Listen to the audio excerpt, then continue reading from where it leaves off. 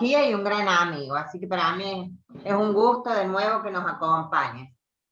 Les comento algo, el bioquímico Mario Cipoleta tenía un problema familiar, pide mil disculpas, nosotros también desde la sociedad les pedimos disculpas, ya hablé con él, un problema familiar, lamentablemente en esto de COVID estamos todos complicados. Ya hablé con él y bueno, en 19 de mayo vamos a redondear la parte que nos falte, se van a sumar 2 inmunólogas también, además de bioquímico, y lo vamos a sumar a Ioni si quiere, la sumamos y sé que se va a sumar. Bueno, nuevamente gracias a todos por estar, gracias al Círculo Médico, porque sin el Círculo esto no lo podríamos hacer. Muchas gracias José María, que del Círculo me aguanta en todas las charlas. Pero bueno, en nombre de toda la sociedad, gracias. Ioni, cuando quieras, doctor. Hola Susi, bueno, buenas noches a todos. Un placer estar con ustedes nuevamente. Hemos dado unas cuantas charlas el año pasado y bueno, vamos a tratar de continuar con eso. Fíjate no sé si se puede agrandar un poquito la pantalla para que tome pantalla completa. Ahí te la agrando. Bueno, como les decía la doctora Susi, la planificación era un poco diferente, pero no importa, lo vamos solucionando. Este chico, el bioquímico Mario Cipoleta, bueno, tuvo un percance. Vamos a ver si en unos días hacemos una mesa redonda con un poco más de gente que participe. Y mientras tanto, en esos días posiblemente cambien muchas cosas. Algunas van a seguir igual y otras van a cambiar. Les quería comentar, tiene como unas sombras ahí no sé. Acá, sí, ahí está. Perfecto.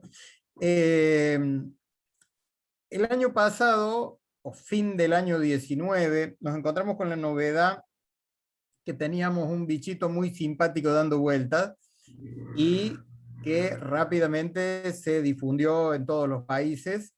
Lamentablemente la OMS se tomó sus 3 o 4 meses para llegar a las conclusiones y bueno, eso complicó a todo el mundo. Cuando digo todo el mundo, literalmente a todo el mundo. En el mes de marzo en Córdoba se armó el COE a partir del Ministerio de Salud de Córdoba, con el cual yo colaboro cada vez que lo solicitan y a veces mando otras cosas interesantes. Y yo mandé un protocolo en el mes de marzo, ya hace más de un año, y es muy interesante que más allá de la recepción más tibia o más fría que tuvo, ese protocolo, no porque lo haya mandado yo, sino que es lo que se usa, es lo que se está usando acá y en todo el mundo, que se basa en 2 o 3 premisas básicas, digamos. Pero ¿dónde estamos ahora? Ya tenemos más de un año con la pandemia, ya sabemos bastante bien de qué se trata y ya sabemos cómo actúa y sabemos qué cosas podemos hacer y qué cosas no podemos hacer. Aproximadamente unos 20 o 30.000 científicos de todo el mundo están abocados a buscar terapéutica, a buscar soluciones, a buscar vacunas, etc. Se han probado más de 300 medicamentos en todo el mundo, de los cuales muy pocos realmente han dado resultados.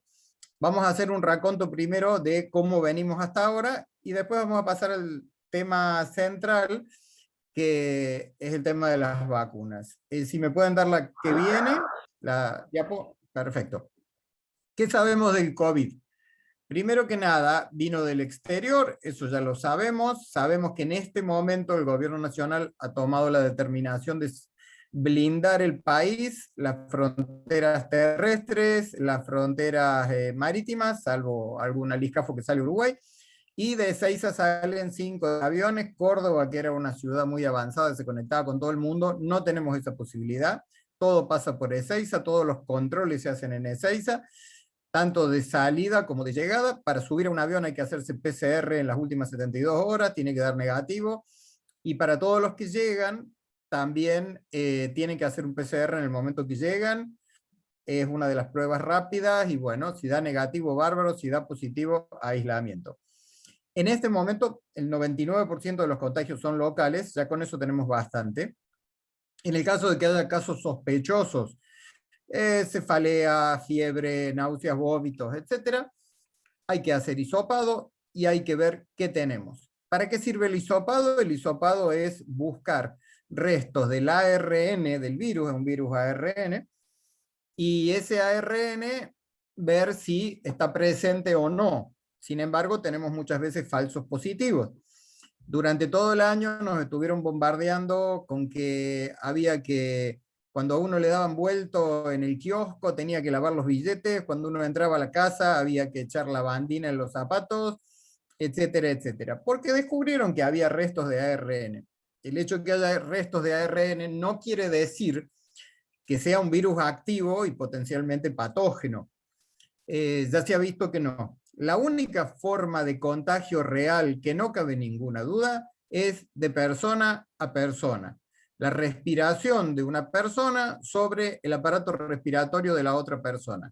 Quiere decir que a través de las gotitas de flush, esas micro gotitas que salen al hablar o al toser o al cantar o al respirar, entran en el aparato respiratorio, nariz o boca, van rápidamente a la faringe y de ahí se van al pulmón. Y es muy importante entender que el hecho que haya un virus en la cavidad nasal o en la boca no necesariamente nos va a traer todas las complicaciones. El problema es cuando los virus estos van al pulmón y además entran en circulación general y van a todos los órganos. ¿Cuánta gente hay contagiada? Hoy se contagiaron en Argentina alrededor de 27.000 personas, una cosa así. En Córdoba tenemos la gran ventaja que si bien somos el 10% de la población argentina, los contagios son del 5% en relación al total o menos. Quiere decir que dentro de todo la gente acá se cuida más, porque más que nada depende de la gente. Y hay otros lugares del país en donde no le dan demasiada importancia y así como se contagian. El número real de contagiados, si hoy descubrieron 30.000, es desconocido en realidad, porque no todo el mundo va a hisoparse y porque hay mucha gente que es asintomática o que tiene síntomas tan leves que los confunde con otra cosa. Desde el principio dijimos la premisa de proteger al equipo de salud. Es fundamental que todos los que estamos en contacto con pacientes o con gente, no solo el equipo de salud, pero es fundamental porque si nosotros nos enfermamos, ¿quién va a atender a los pacientes? El contagio responde perfectamente a la curva de Gauss. Alrededor del 90% son pacientes leves, de los cuales una parte son leves, otra parte son asintomáticos. Los pacientes moderados que empiezan a presentar complicaciones son más o menos 6-7%. Bueno, 6%. Claro, pero en 1.000 millones de habitantes es mucha cantidad. Y los pacientes graves son alrededor del 2,5%, los que van a tener lo que sea, y un mecánica, de los cuales pueden sobrevivir en buenas condiciones, también hay puestos, si me pasan la próxima, por favor.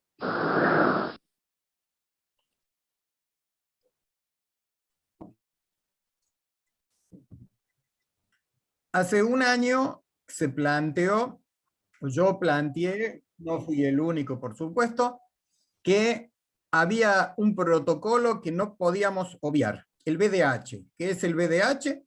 Barbijo, distancia, higiene de manos. Pasó un año y eso sigue siendo imperativo.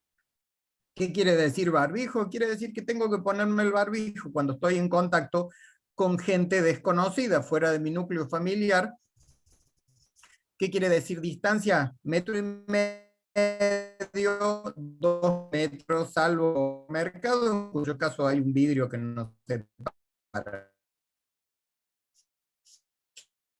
¿Qué quiere decir decir higiene manual, que cada que entro a mi casa se tiene que convertir, lavarse las manos con jabón para lavar los platos, detergente para lavar los platos, nada más que eso. Con eso ya tenemos el 95% de la posibilidad de contagios afuera. Si todos usan barbijo en este momento, estamos bárbaros, porque en realidad el barbijo no es para uno no contagiarse. El barbijo es para que si uno transmite el virus, ese virus no llegue a los otros. O sea, yo al usar el barbijo, más que nada, estoy protegiendo al resto de la gente. Eso es fundamental. En el caso de que haya un sospechoso de contagio, hay que relevar los contactos. Primer nivel y segundo nivel. ¿Qué quiere decir? Yo me junté con Pepito y Pepito me dijo, mira, estoy con fiebre, creo que estoy contagiado. Ese es primer nivel. Pero hay que indagar de dónde se contagió Pepito, porque esto es una cadena. Además, recuerden que tenemos un tiempo de incubación que puede ser hasta de 2 semanas, en donde los primeros días por ahí no contagia y luego sí. Números críticos de reunión. En principio no tiene que haber reuniones sociales, pero si las hubiese, el número crítico es alrededor de 10 personas en lugares cerrados y 20 personas en lugares abiertos. Por ejemplo, hacemos un asado en el patio porque cumplí años y viene la Susi y otros amigos y festejamos perfecto. Usamos barbijo, estamos a 1,5 metros y en espacio abierto 20 personas aproximadamente. ¿Qué pasa con las escuelas y los jardines de infantes? Es fundamental que las escuelas estén abiertas, igual que los jardines de infantes, y si pudiera ser posible las universidades, es un poco más complicado.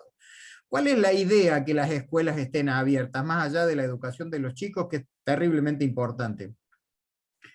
Si nosotros confinamos, como lamentablemente nos confinaron durante 9 meses el año pasado, si nosotros confinamos a chicos, sobre todo a partir de los 10 a los 20 años, adolescentes, preadolescentes, jóvenes, y no le damos posibilidad, ellos van a buscar el escape.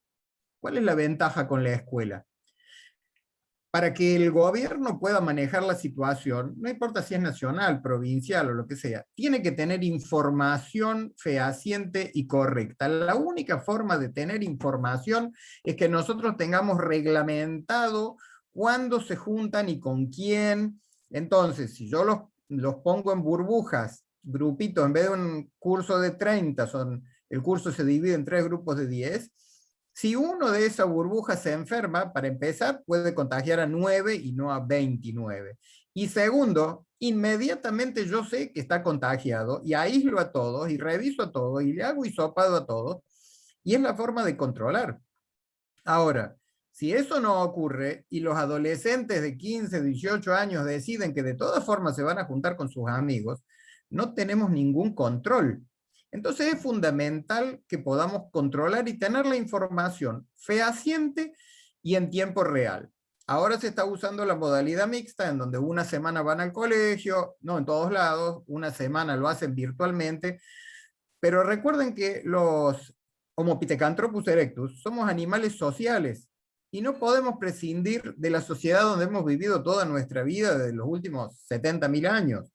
Entonces es fundamental dar ese permiso, que se junten, por supuesto para estudiar, inclusive en la parte deportiva. ¿Se pueden hacer prácticas deportivas? Por supuesto que se pueden, y si es al aire libre, muchísimo mejor. Y hay que tomar los recaudos. Todas las actividades que yo digo tienen que ser con protocolo. Hay protocolos para todo. El COE se preocupó de hacer los protocolos en los primeros meses de la pandemia. Hay protocolos para comer en restaurante, hay protocolos para ir a tomar un café, hay protocolos para andar en colectivo, simplemente hay que cumplirlos, nada más. Entonces tenemos países en el mundo como Nueva Zelanda, en donde aún antes que lleguen las vacunas, llegaron a tener tasa de contagio 0 o casi 0, simplemente porque cumplían los protocolos. Respecto a las escuelas, otra cosa que es fundamental, hay que vacunar a los docentes. Ningún docente puede venir con que no, porque yo no quiero la vacuna. Usted no quiere la vacuna, se queda en su casa. Pero alguien que va a estar en contacto con 10 chicos y a la hora siguiente con otros 10 chicos y a la hora siguiente con otros 10 chicos, tiene que estar vacunado.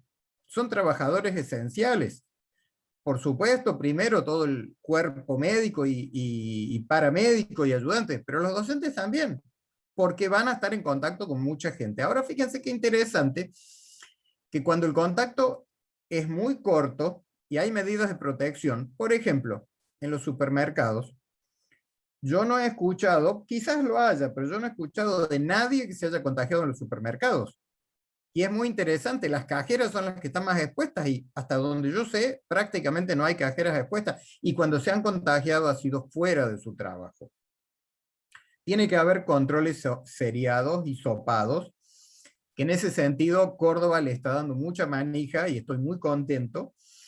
A nivel nacional desconozco, no conozco la cifra, pero sé que Córdoba decidió que van a hisopar, hisopar, hisopar, porque es la forma de tener la información en tiempo real, a ver si hay alguien contagiado o no, y qué hacemos al respecto. ¿Qué hacemos si hay un caso sospechoso? Primero que nada hay que informar a la autoridad sanitaria, no solamente para las estadísticas, sino para que decidan qué hay que hacer con ese paciente, si tiene que estar en la casa aislado, si tiene que, según su estadio, si tiene que ir al hospital, relevar todos los contactos, ver de dónde vino el contagio. El aislamiento domiciliario tiene que ser entre 10 y 14 días hasta que desaparecen los síntomas. Una buena idea es hacer un nuevo hisopado a los 15 días. No sé si hay suficientes kits para hacerlo, pero de todas formas por lo menos tiene que estar 15 días en la casa con un baño separado, recibiendo la alimentación separado, etc. Y si alguien, un paciente no se siente bien o tiene algún problema, existen guardias especiales para COVID. No tienen que ir a la Guardia General donde van a infectar a todo el mundo sin querer, por supuesto. Hay que seguir los protocolos y hay que hacer los laboratorios. La siguiente, por favor.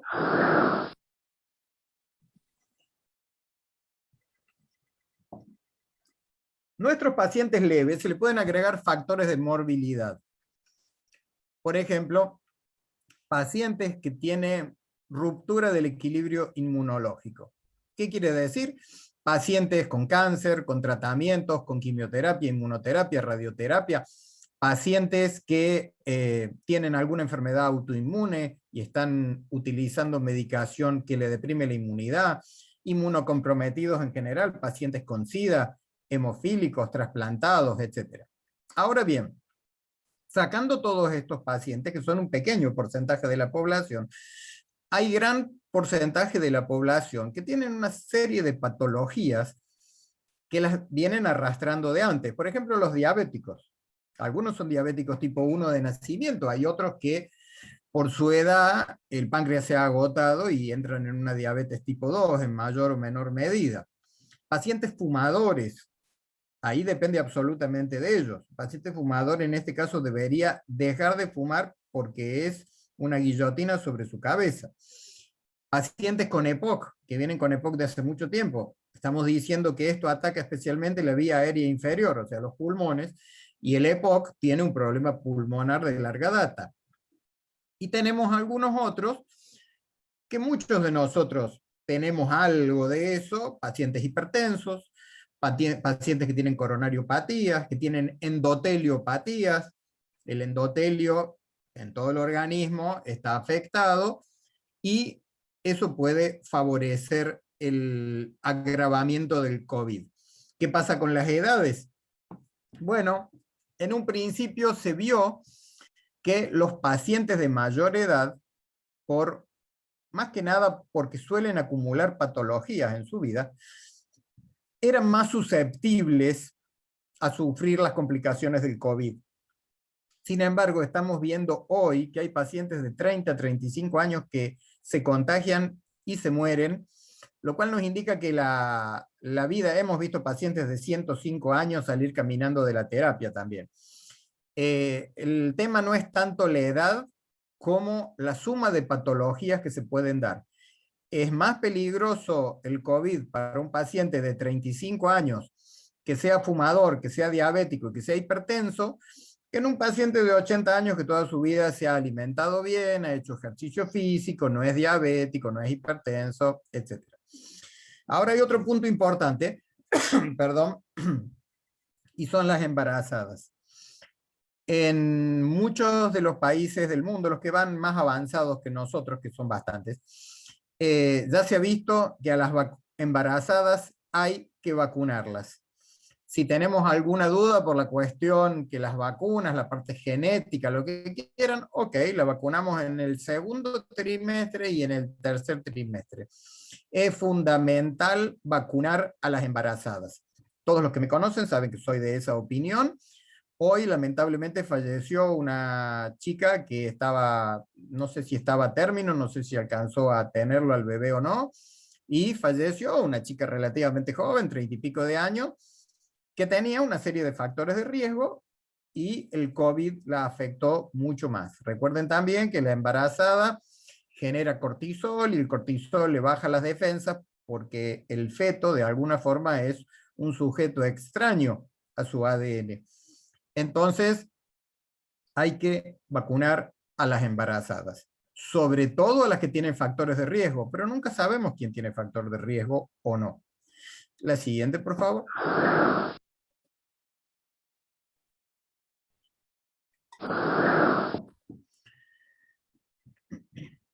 Bueno, esa fotito que pasó rápido es el árbol respiratorio.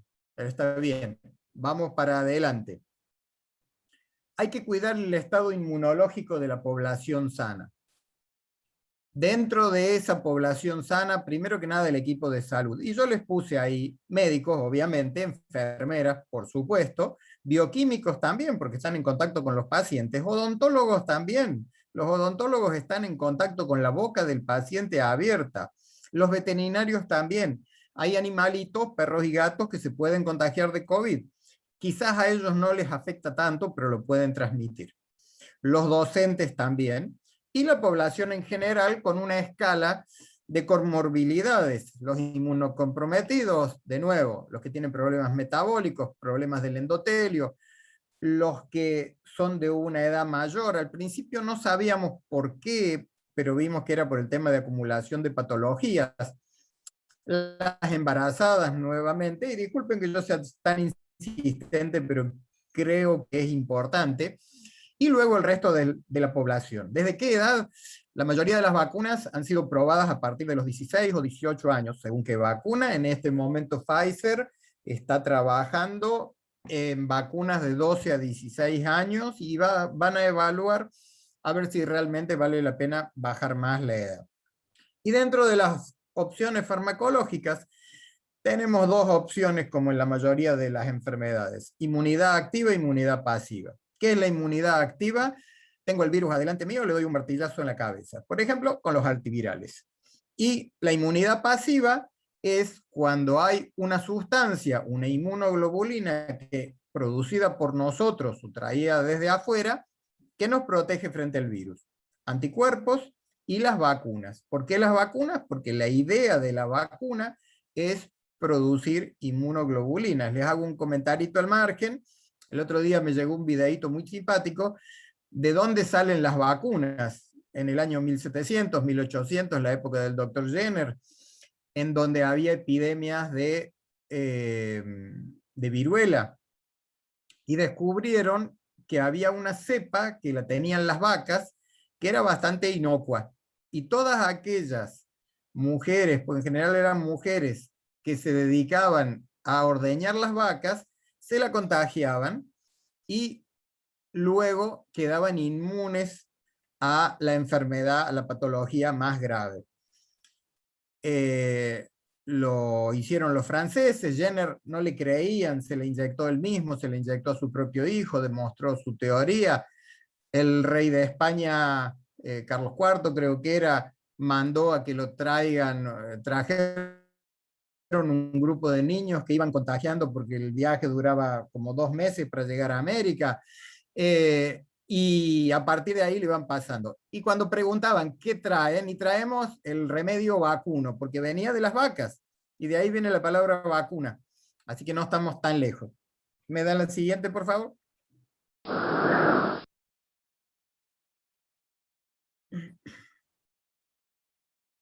Bien, esta es la curva de las inmunoglobulinas de las cuales yo hablaba recién. Si ustedes observan abajo, van a ver un 0. Ese es el día del comienzo de los síntomas de la enfermedad. Es posible que una semana, entre 1 y 2 semanas antes de ese día 0, se haya contagiado nuestro paciente y tiene un periodo de incubación. En algunos pacientes es más veloz el desarrollo de la enfermedad, en otros es más lento. A partir del día 0, nuestros linfocitos T de memoria captan la presencia de proteínas extrañas al organismo, porque los linfocitos siempre buscan las proteínas extrañas, a través de las interleuquinas, que son unas cuantas, cada una hace otra cosa, le mandan el mensaje a los linfocitos B, que se transforman en células cebadas y empiezan la fábrica de inmunoglobulinas. La primera inmunoglobulina que aparece, acá hay 2 inmunoglobulinas importantes, la M y la G. He leído en algún lado que le estaban dando bolilla a la inmunoglobulina A. La inmunoglobulina A no tiene nada que ver, es secretoria, si bien está en la saliva, pero nosotros necesitamos las inmunoglobulinas que son transportadas en sangre. La inmunoglobulina M va a hacer un pico alrededor del 7º, 10º día y después empieza a bajar. Son los primeros soldados en esta batalla contra el virus. A partir de la semana aproximadamente empieza a aparecer la inmunoglobulina G, que si bien su vida media es de 3 semanas, eso lo sabemos desde hace mucho, pero es la que dura más en el tiempo. ¿Y qué pasa cuando su vida media terminó? Se deshizo esa inmunoglobulina G, los linfocitos siguen, las células cebadas siguen produciendo inmunoglobulinas. Entonces, el que tuvo varicela cuando tenía 5 años y tiene esos linfocitos de memoria, si se encuentra con alguien con varicela 20 años después, esa memoria inmunológica lo va a seguir protegiendo. Y esta es la idea. Por supuesto que el paciente que tuvo la enfermedad le queda un resto de inmunoglobulinas muchísimo mayor que el que tiene la vacuna. Pero el que no tiene nada, ni la enfermedad, ni la vacuna, y lo agarra el virus, está en graves problemas. Fíjense que alrededor del día 14, un poquito más, hay un entrecruzamiento, está bajando la M, sube la G, que nos hace un pico alrededor del día 25, entre el 25 y el 28. Y eso lo vemos también cuando queremos dosar las inmunoglobulinas, o sea, las defensas del paciente, después de la enfermedad o después de las vacunas. Hay que esperar entre 3 y 4 semanas para llegar a un pico óptimo y tener idea. La siguiente, por favor.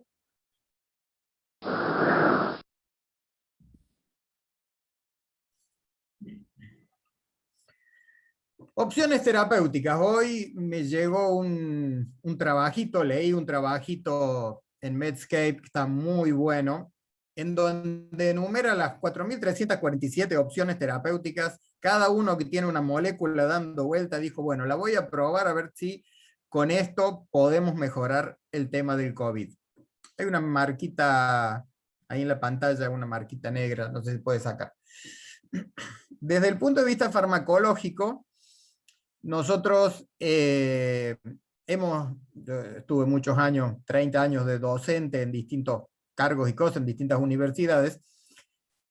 Cuando los alumnos entran el primer día, siempre les enseñamos el primum non nocere. Lo primero es no dañar. No tiene ningún sentido dar un medicamento que puede o no mejorar una enfermedad, pero le va a producir reacciones adversas que lo van a lesionar al paciente o lo van a matar. No hablo que le pongo una vacuna y tiene 2 líneas de fiebre. Me refiero a un medicamento que le puede producir una arritmia, que lo mate, o una intoxicación hepática, o una intoxicación renal. No tiene sentido. Entonces, primum non nocere es el norte, es la estrella del norte que nos guía siempre a los médicos, que lo primero es no dañar. Tenemos que conseguir una mejora inmunológica de los pacientes. Se han intentado un montón de posibilidades. la inmunoglobulina G inespecífica ayuda un poco, no es específica, por lo tanto es muy poca la ayuda que da, pero algo ayuda. Se postuló el bacilo Calmette-Guerin, la BCG, contra la tuberculosis. Se vio que en poblaciones que no habían sido vacunadas, muchos países del primer mundo que ya no vacunan para la BCG, eran poblaciones más susceptibles. Es lo que pasó con Italia y con España, que al principio fue terrible. Y se vio que países del tercer mundo como nosotros, que todavía la tuberculosis está dando vuelta, nosotros vacunamos a todos los recién nacidos. Y eso de alguna forma mostró tener una pequeña ventaja. Sin embargo, en los estudios clínicos que se hicieron, no se pudo ver una ventaja real. La idea era dar un refuerzo de la BCG a todo el personal médico, médicos, enfermeros, etc. Pero no se llegó a conclusiones inequívocas, sino que había para un lado y para otro, y se decidió dejarlo en puntos suspensivos. Respecto a la vitamina D, hay muchos médicos que postularon que pacientes que tienen bajos niveles de vitamina D pueden tener un sistema inmunológico disminuido. Pero como todas las vitaminas, el organismo utiliza una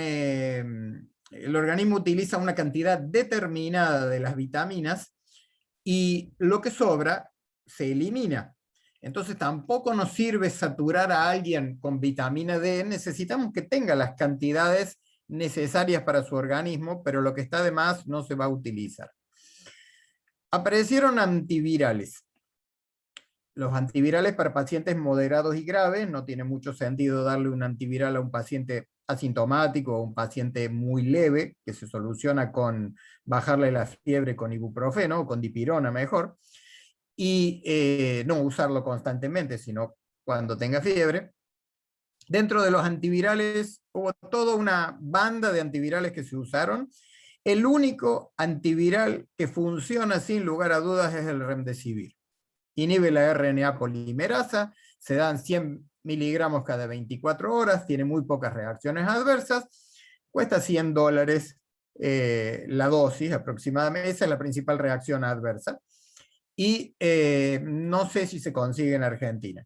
Sin embargo, en otros países se han utilizado, y bueno, para los pacientes que están internados, recuerden que no vamos a internar un paciente leve. Dentro de lo posible hay que mantener a los pacientes en general lejos de lugares donde se pueden contagiar. Aparecieron también unas sustancias monoclonales. Siempre me acuerdo de Milstein, que no lo dejaban trabajar acá y se tuvo que ir a ganar el premio Nobel en otro país. Los monoclonales, yo puse dos ahí, Caricibimab, Imdevimab, etc.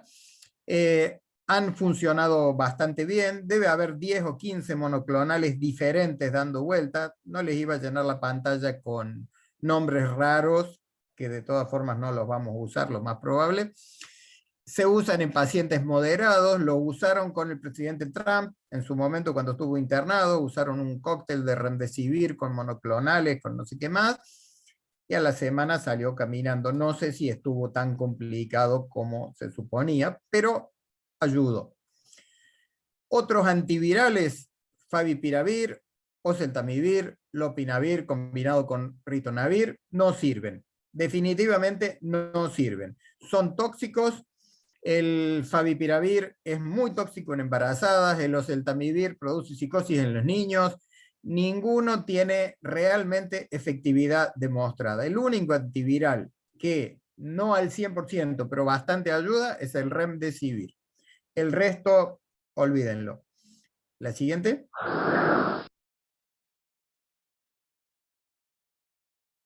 Sustancias recomendadas. Bueno, con los corticoides tenemos un tema. Los corticoides toda la vida han estado contraindicados en las infecciones virales. ¿Por qué? Porque el mecanismo de acción de los corticoides consiste en deprimir la función de los linfocitos T. Y todos los médicos, más los farmacólogos, sabemos que teóricamente no se deben dar corticoides en los que están afectados por virosis más o menos importantes.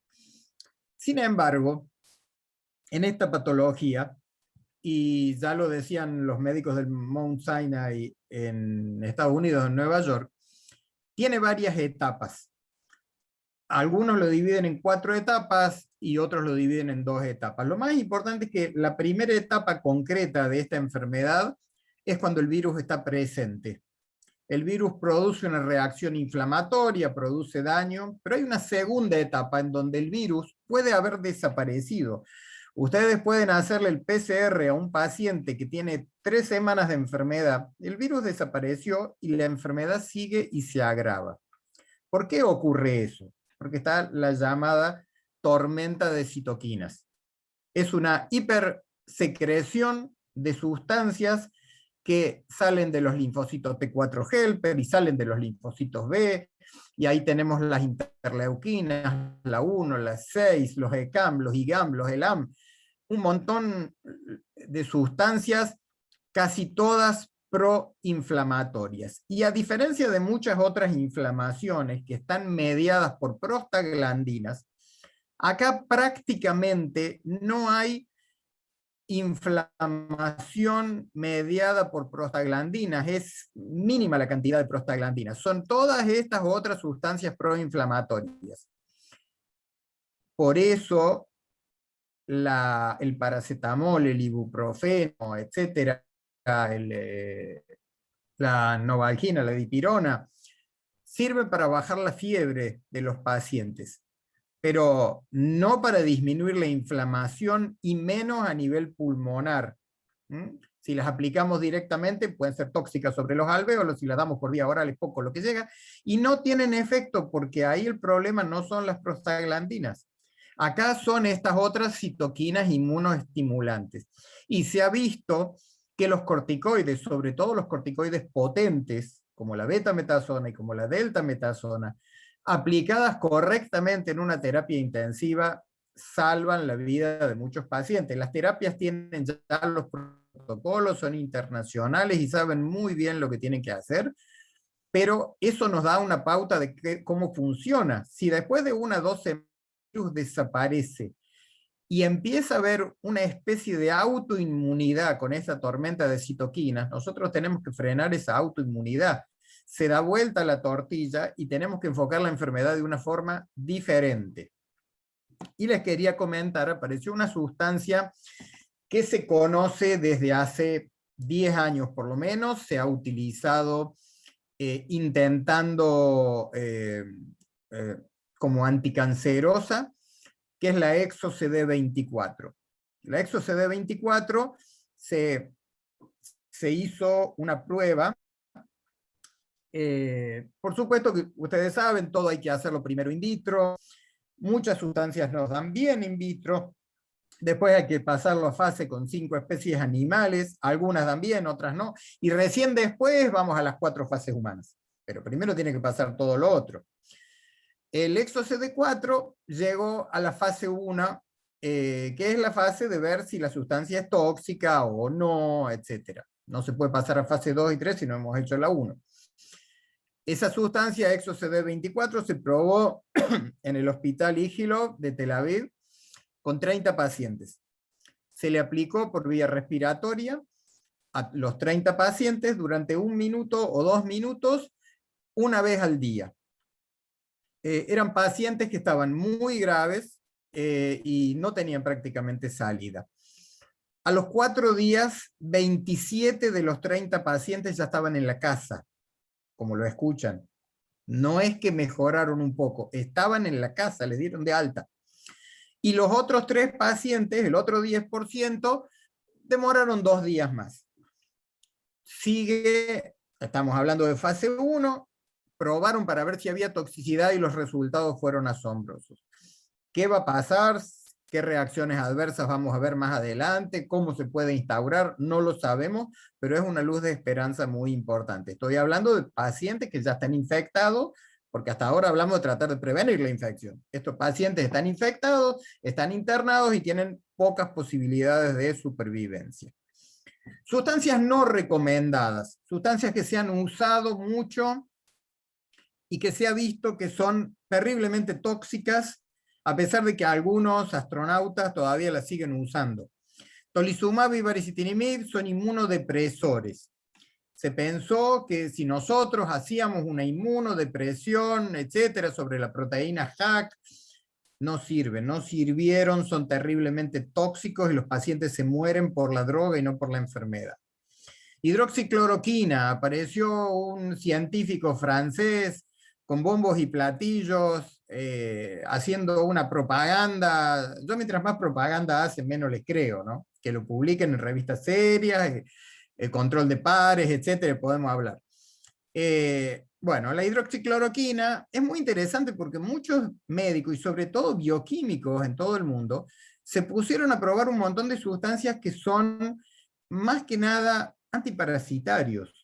Y es muy interesante porque eso significa que o no conocen cómo funciona, cuál es la diferencia entre un virus y un parásito, porque tenemos virus que para ellos usamos antivirales, tenemos bacterias que para ellos usamos antibióticos antibacterianos, tenemos parásitos, contra ellos usamos antiparasitarios, pero no, una cosa no sirve para la otra. Bueno, la hidroxicloroquina es tóxico cardiovascular, no tuvo ninguna eficacia, todo el ruido que armó este muchacho francés era con 10 pacientes, de los cuales 1 o 2 se murieron, los otros salieron del estudio. En definitiva, no sirve. La acitromicina, que todavía hay algunos que lo recomiendan. Les quiero aclarar 2 cosas. La acitromicina es muy buen antibiótico si sabemos a dónde usarlo. Si yo voy a usar acitromicina en una infección en el dedo del pie, no me sirve porque no llega. La acitromicina no llega a pulmón, punto número 1. Pero punto número -1, antes que eso, la acitromicina es un antibacteriano. Mata las bacterias porque actúa sobre la subunidad proteica de los ribosomas. Y los virus, estimados amigos, no tienen ribosomas. Los virus es una cáscara, como un huevo que tiene la cáscara, y adentro hay un hilito de ARN, una hebra de ARN. Y tiene que estar en buenas condiciones, porque si nosotros medimos solo la fibra de ARN, y está presente, no necesariamente está activo, puede estar muerto o inactivo. Entonces, la mayoría de los científicos obviamente apuntan a trabajar sobre esa cáscara que tiene la cápside, que es un complejo de proteínas, de glicoproteínas, que tiene muy poquitos lípidos, pero sobre todo son proteínas, dentro de ellas una proteína diferente, que es la que tiene una forma de ganchito o de espina, que se une a ciertos receptores de la célula, lo habrán escuchado, y a través de eso hace que la hebra de ARN penetre a la célula, vaya hasta el núcleo, se incorpore al ADN y obligue a la célula a trabajar y a reproducir hasta que la célula se infla tanto de virus que revienta. Otra sustancia, a propósito, la citromicina es tóxica, produce síndrome de QT, de prolongación del QT, no sirve, y no en esas dosis. La ivermectina se puso de moda en el último tiempo. No sirve, no hay ningún estudio científico publicado con revisión de pares, a tal punto que la FDA hace cosa de 1 o 2 meses prohibió el uso de la ivermectina. Yo sé que algunos la usan porque, a ver, hay un montón de laboratorios que les interesa vender antiparasitarios, porque son antiparasitarios. La ivermectina tiene un mecanismo de acción anticolinérgico. Los virus no tienen sistema colinérgico, así que es al vicio. Pero bueno, supuestamente trabaja. Ahora sí, ha habido algún trabajo con ivermectina en un plato de Petri, en donde ponían virus y le echaban ivermectina, las dosis que le tenían que echar para matar la ivermectina, claro, llega un momento que le tapas con ivermectina, ataca y el virus se asfixia, para decirlo de una forma simpática. No sirve, no tiene ningún, por lo menos hasta el día de hoy. Me hubiese gustado mucho que sí sirviera, no sirve. Ahora ustedes me van a decir, muchos pacientes van a la guardia y le dan una cosa de esta y una cosa de esta, y le dan 6.000 miligramos de paracetamol por día. ¿Saben cómo les lesiona el hígado eso? O le dan 6.000 miligramos de ibuprofeno por si llega a tener fiebre. La fiebre es una defensa del organismo. Hay que darle en el momento que tiene la fiebre. Si no tiene, no hay que darle. Ácido ascórbico, vitamina C, no tiene un efecto conocido. Hay un médico chino que hizo un experimento poniéndole 100, 200 miligramos por día. Es 1000 veces más de lo que se usa habitualmente, es una bestialidad. Y la vitamina D, como bien les decía, no tenemos realmente una demostración. Sí sabemos que cuando falta vitamina D baja la inmunidad, pero no tenemos una demostración que nos ayude a mejorar la inmunidad. Un detallecito que les puse abajo, hay pacientes que producen o producían coagulación intravascular, pacientes en terapia. Los terapistas saben muy bien qué hacer, tienen que dosar la ferritina, con eso más o menos sabemos si nos va a hacer una coagulación intravascular o no, el dímero D, que es el de inflamación pulmonar, el PO2 para ver cómo está la oxigenación. Un paciente que maneja arriba de 93 de PO2 es un paciente que viene bastante bien. Y PCR para ver si el virus está presente o no.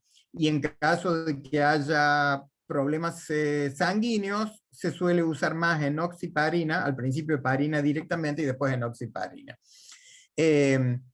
Si podemos ir a la siguiente.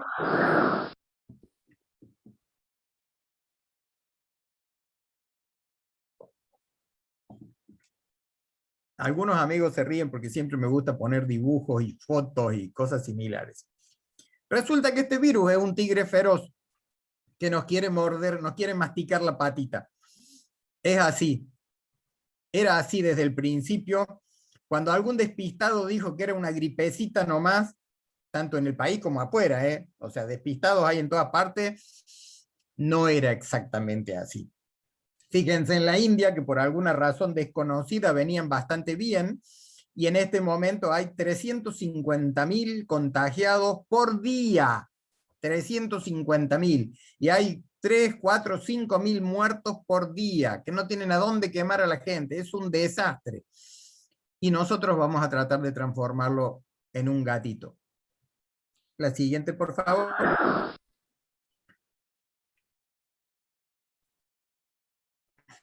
Me parece que se trabó. Ah, ahí está, perfecto. ¿Cómo hacemos para tratar de que esta terrible pandemia se transforme en un inofensivo gatito? ¿Alguien pudo hacer algo? Bueno, todos habrán leído que Israel ya vacunó a toda la población, el 60% de la población. Ya sacaron las mascarillas, la gente anda sin mascarillas. El otro día hubo un recital para 10 o 20.000 personas, la gente va al cine, transporte público. ¿Y cómo hicieron? Vacunaron. Vacunaron, vacunaron, vacunaron. Acá tenemos 3 posibilidades. Primera posibilidad, vacunar.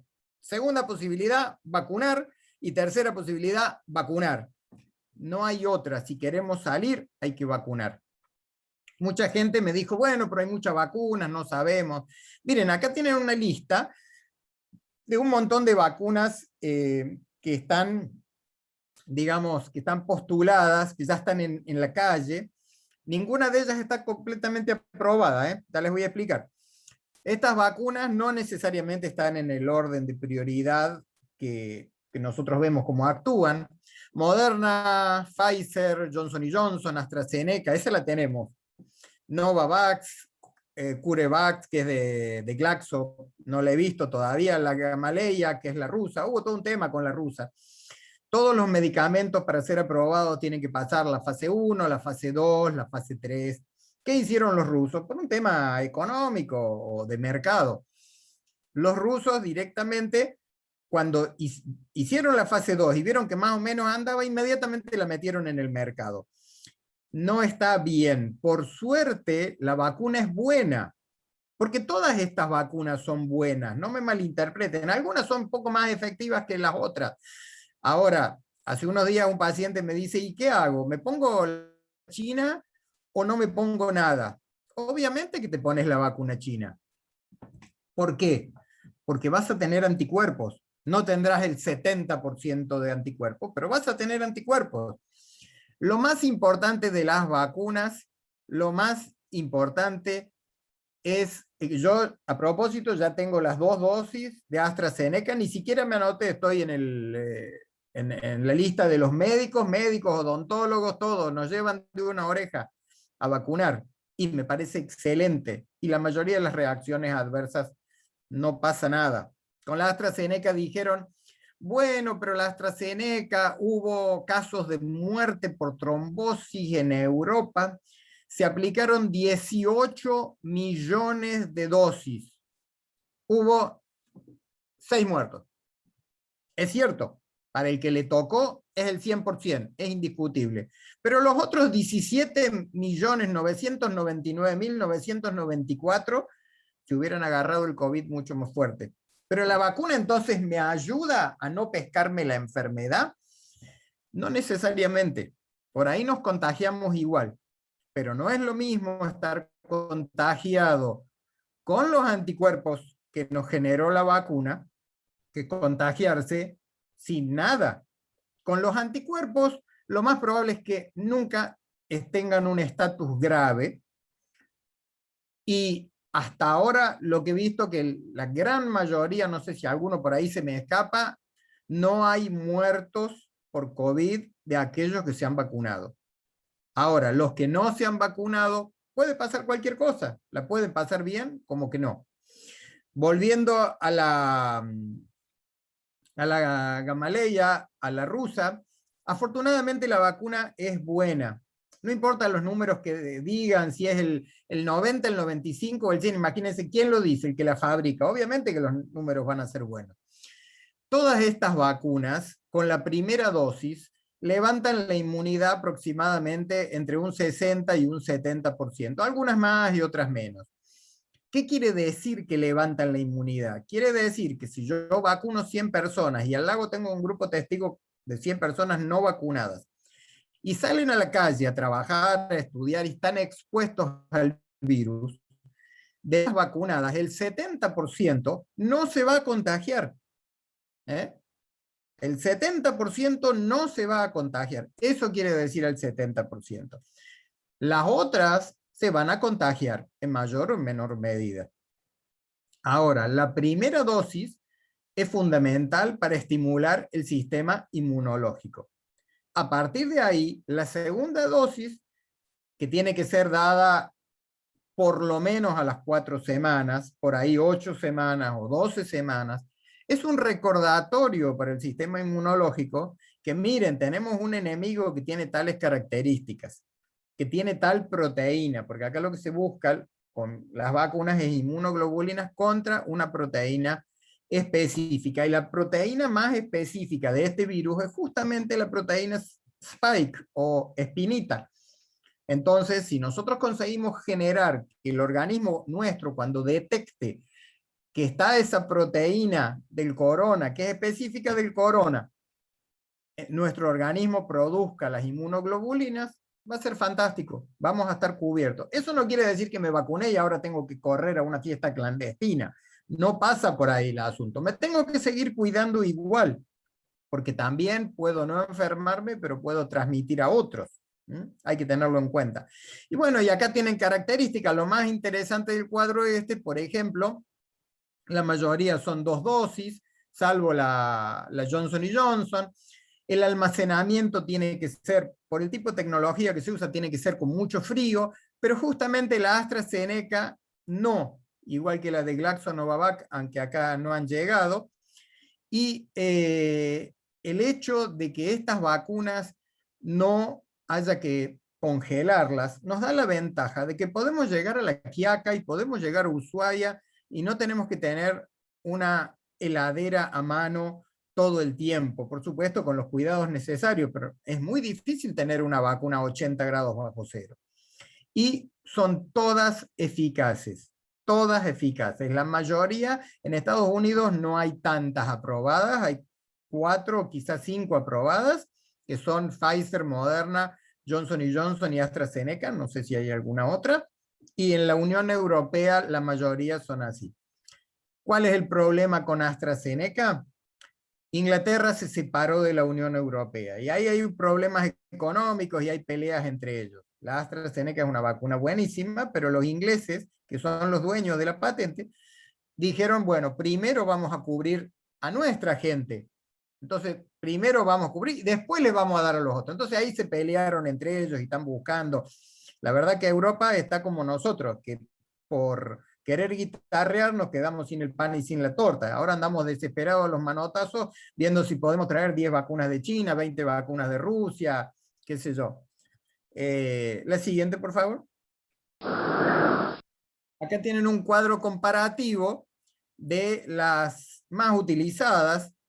Fíjense lo que dice. Primero, todas son buenas.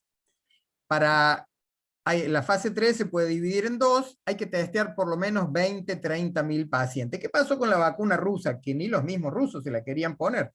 La usaron con Ucrania, no sé si algún otro país, y con nosotros. Nosotros fuimos los 20, 30 mil pacientes que usaron la vacuna rusa.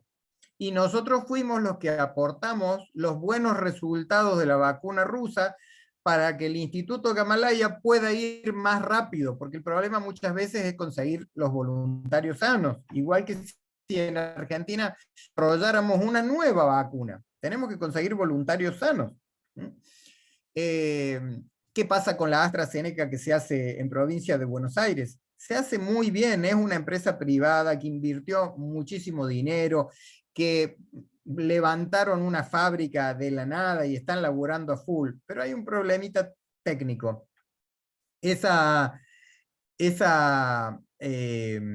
vacuna, o sea, el principio activo de la vacuna se hace en Buenos Aires, en provincia de Buenos Aires.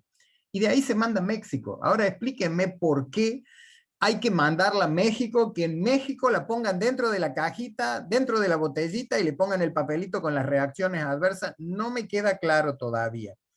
Porque sería mucho más fácil poner al lado una fábrica que tenga las cajas, que tenga las botellitas y las reacciones adversas, y ya la tenemos lista. Pero bueno, así hicieron el contrato. Entonces, ¿qué pasó? Acá estaban fabricando vacunas a granel, que una parte se la vendían a la misma Argentina, y resulta que la vacuna se iba toda para México, y de ahí, bueno, ahí quedó. Nuestra parte estuvo bien. ¿Qué pasó afuera? No sabemos. Fíjense que interesante.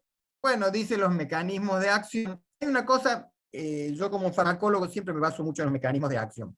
Tanto Pfizer como Moderna trabajan con un ARN mensajero falso. O sea, se han hecho modificaciones genéticas, no en nosotros, en la vacuna propiamente dicha, y a nosotros nos inyectan, si nos inyectaran esas, un ARN, pero que es falso, que va a la célula, se mete en la célula, va al núcleo y le dice al núcleo, flaco, yo soy el virus que te viene a liquidar.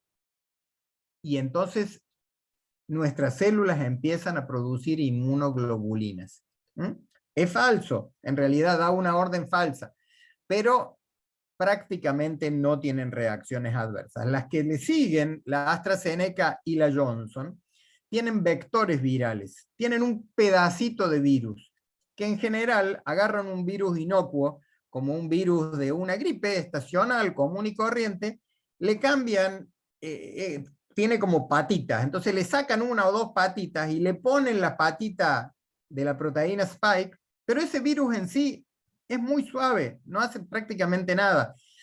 Por eso mucha gente que le pusieron la AstraZeneca o que le ponen la Johnson, sienten como que están engripados a los días siguientes. Dolor de cabeza, fiebre, malestar general, que a las 24 o 48 horas se pasa en general, hay excepciones por supuesto.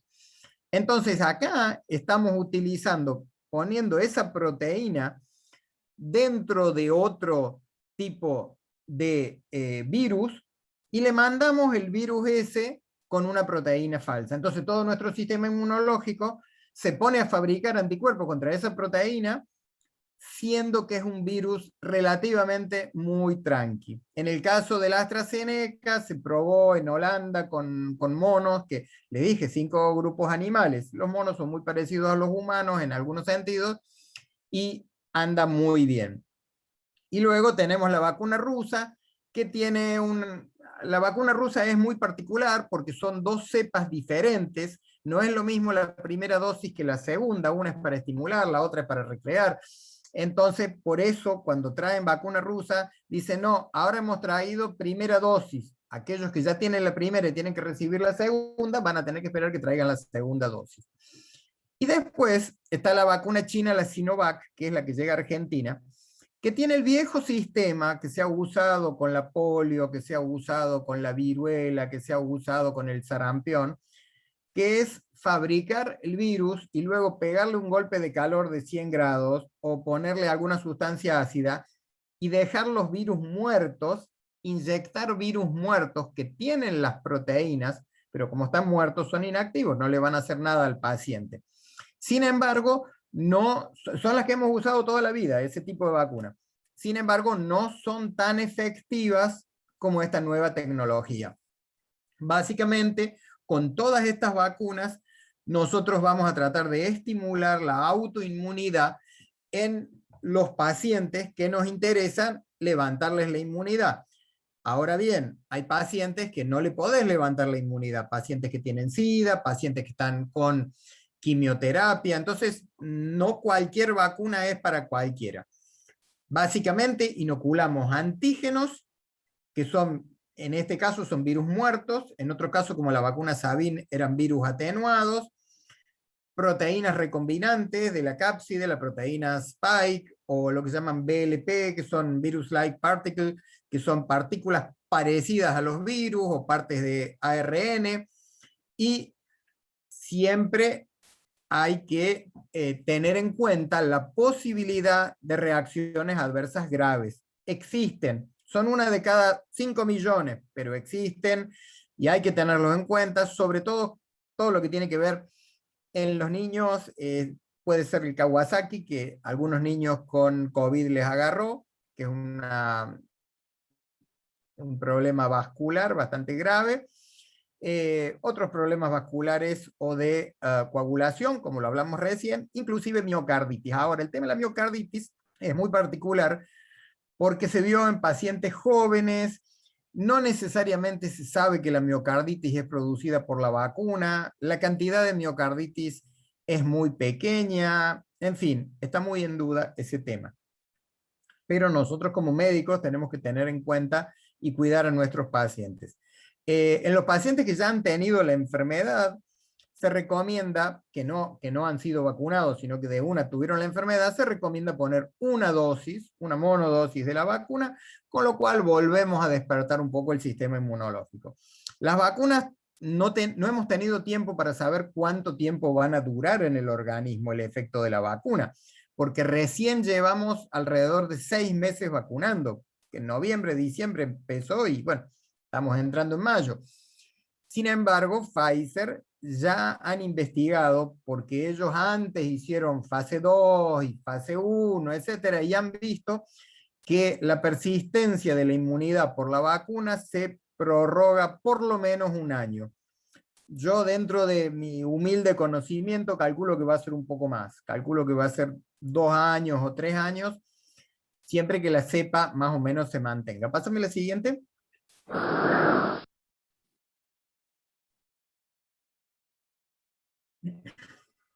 Bueno, acá tienen una explicación, está en inglés, pero no importa.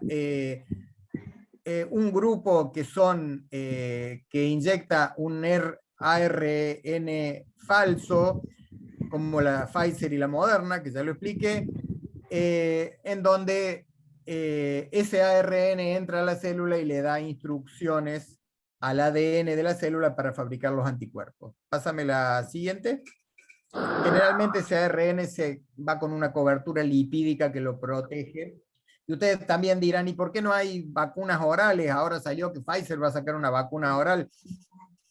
Aquellos que entienden un poco de farmacología, de farmacocinética, se darán cuenta que cualquier cosa que uno da por boca hasta que llega a la circulación tiene que pasar los ácidos del odeno. Hay un montón de sustancias que no se pueden dar por vía oral, que no nos queda otra que inyectarlas, como las proteínas, como la insulina. Así que no es tan fácil. Vamos a las de vector viral, como la AstraZeneca, la Janssen, que es la Johnson & Johnson. La Sputnik no es exactamente, pero más o menos. Entonces, es un vector viral, que quiere decir que el virus va a llevar la sustancia que nosotros queremos, en este caso una proteína de membrana de la enfermedad, y va a despertar todo nuestro sistema inmunológico. La siguiente.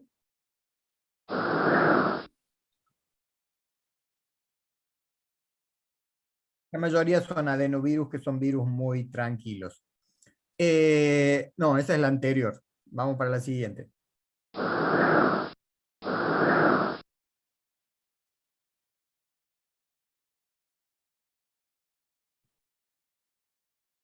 A ver, está medio borrosa la... Ahí está. Y vamos a una más.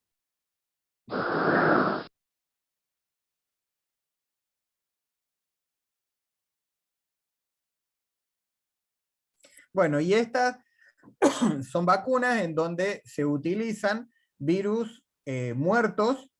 En algunos casos, en otras enfermedades se han usado virus atenuados, ahora no, se utilizan virus muertos, como la vacuna china, la Sinovac, que ahí dice una dosis y no, en realidad son 2 dosis también, salvo la Johnson & Johnson, todas son 2 dosis, una para estimular el sistema inmunológico y otra para reestimularlo un mes o digamos 4, 8, 12 semanas después. Vamos a la siguiente.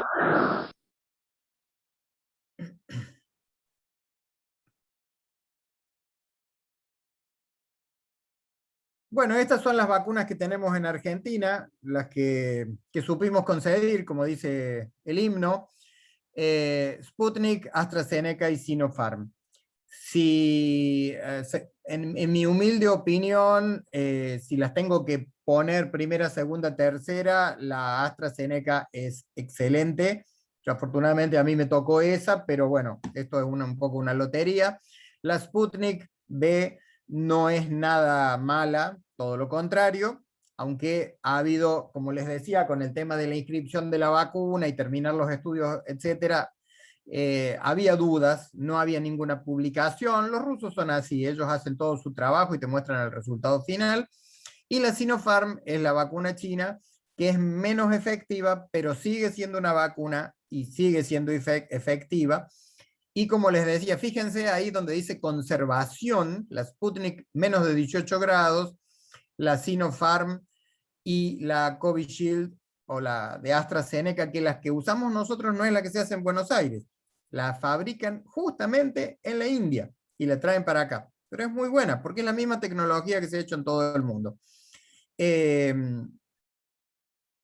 les quería decir? Bueno, esas son las que hay, todas son buenas y todas sirven y hay que recomendarles a todos los pacientes, sobre todo a los grupos de riesgo.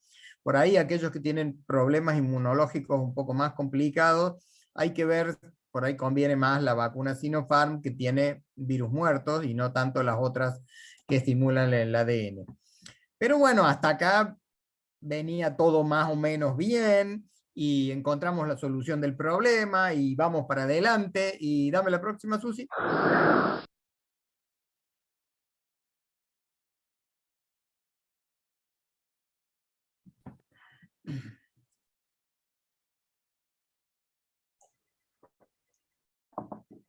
Y bueno, éramos pocos y parió mi abuela, decía el Martín Fierro.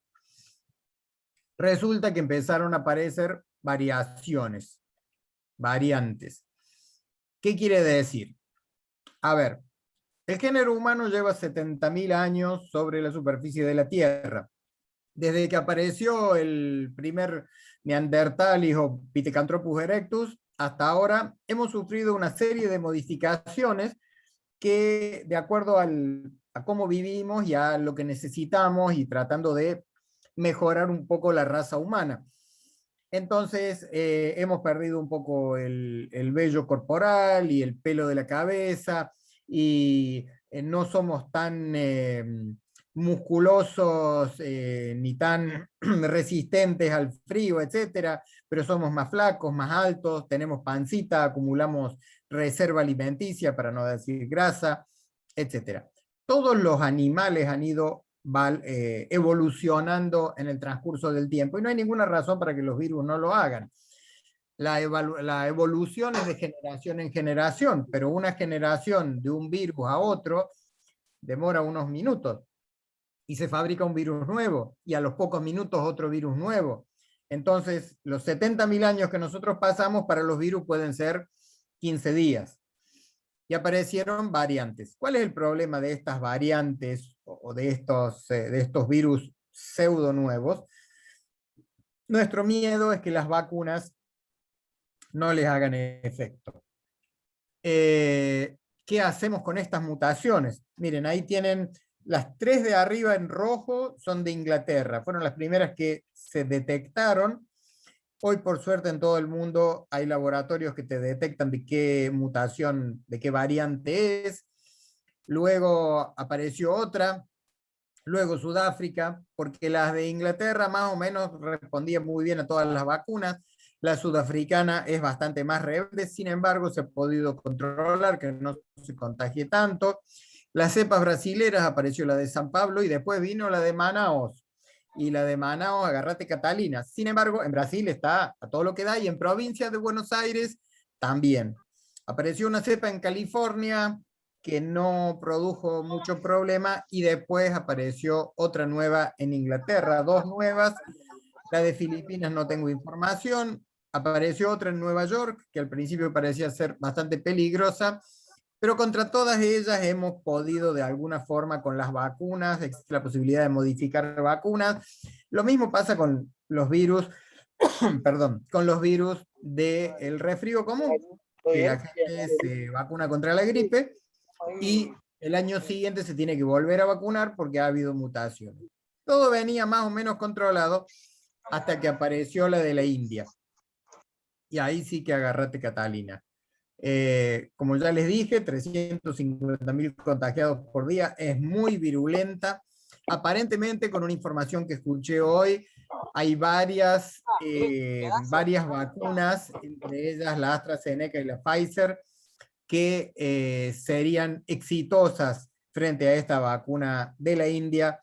Del resto no les puedo decir, porque ya se ha diseminado bastante, creo que está en 20 países ya, porque con el tema de que la gente viaja a todos lados, por más que se cierren los aeropuertos, pero hay gente que no puede dejar de viajar, para empezar los pilotos y las azafatas. Entonces, los contagios suceden. ¿Qué nos va a deparar el destino? Yo creo que de alguna forma vamos a poder manejar la mayoría de las cepas mutantes, y si apareciera alguna que no, los laboratorios están bastante duchos para tratar de dar una respuesta coherente a eso en un tiempo relativamente breve. Y mientras tanto tendremos que aislar la población y pedirles el VDH, barbijo, distancia, higiene. ¿Me das la siguiente?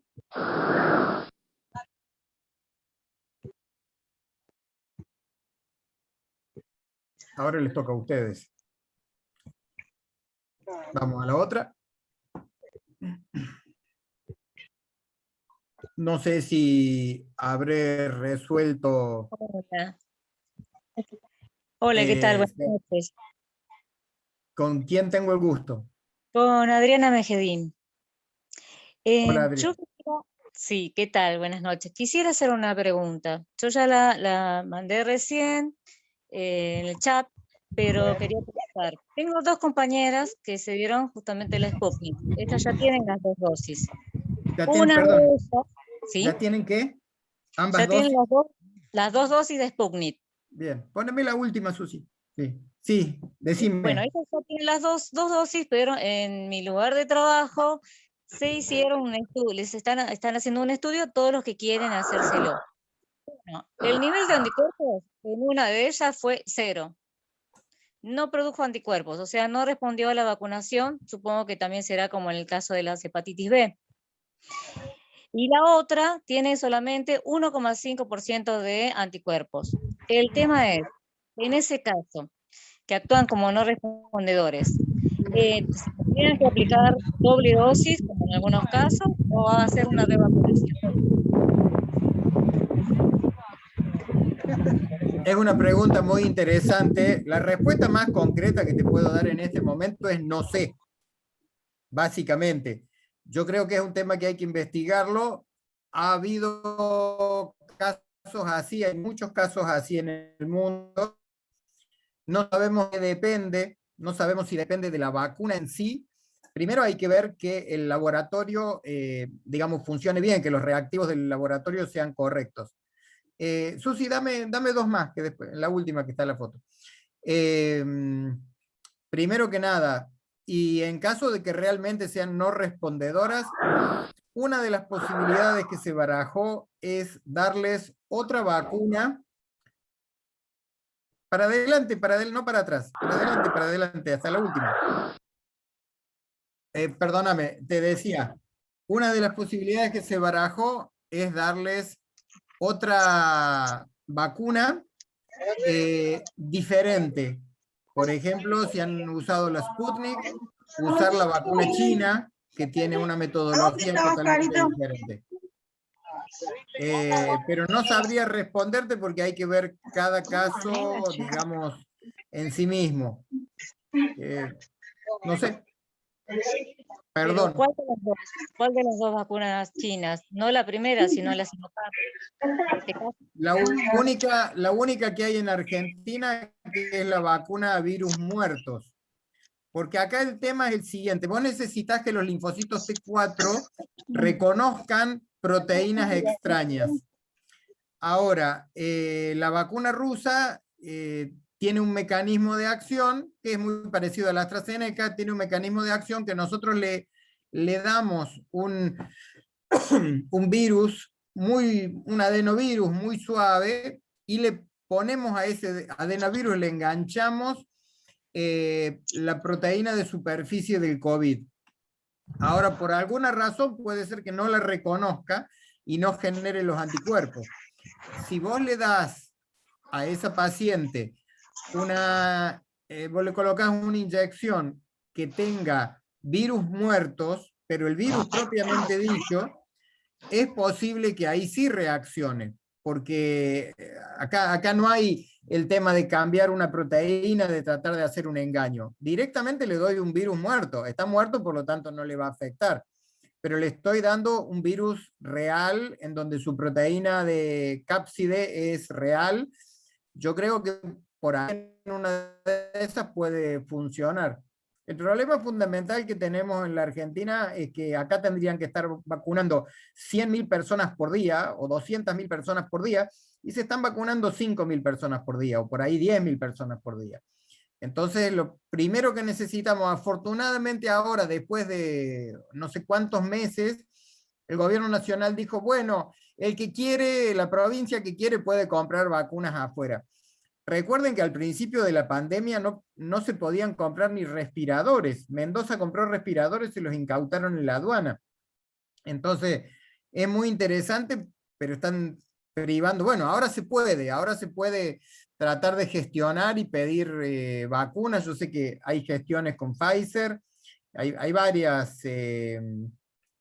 Hay una vacuna israelí nueva que tiene que entrar en fase 1 o fase 2.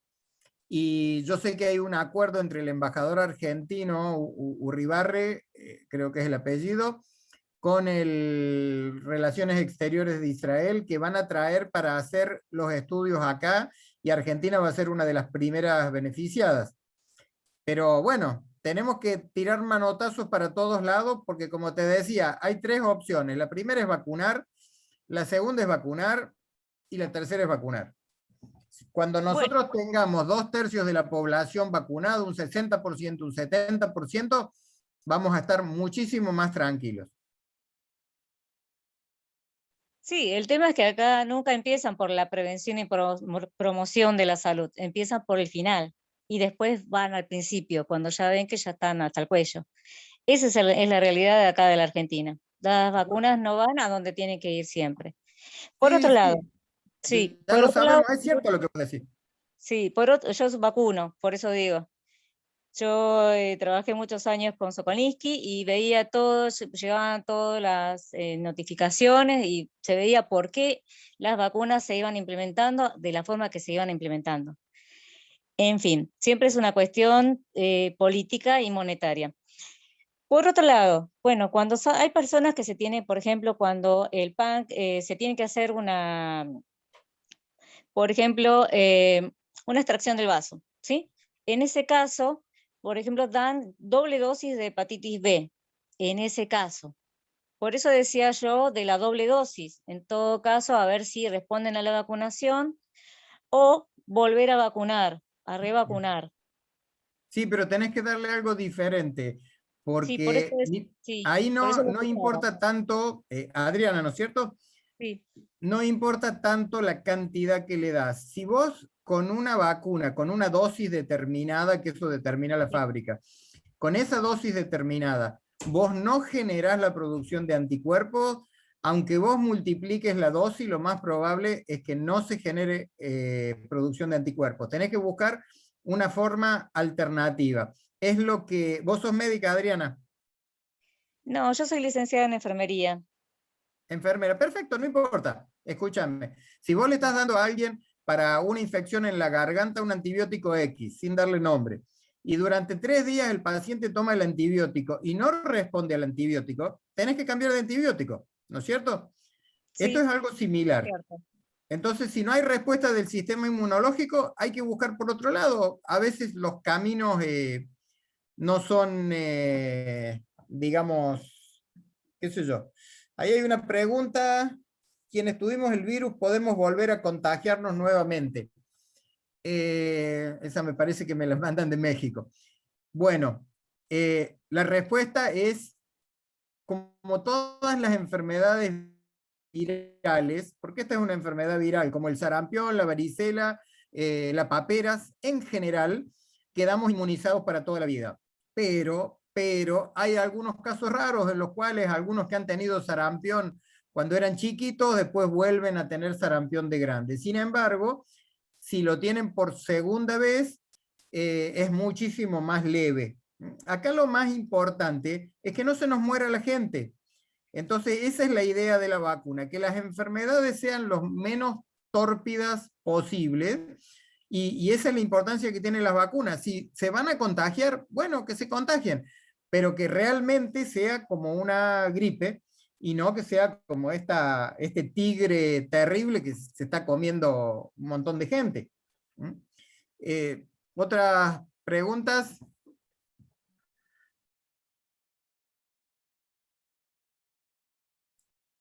Sí, Sí, le Adriana. comento. Sí, también Sí. le vuelvo a comentar. Tengo colegas, sí, que ya se recontagiaron por segunda y por tercera vez.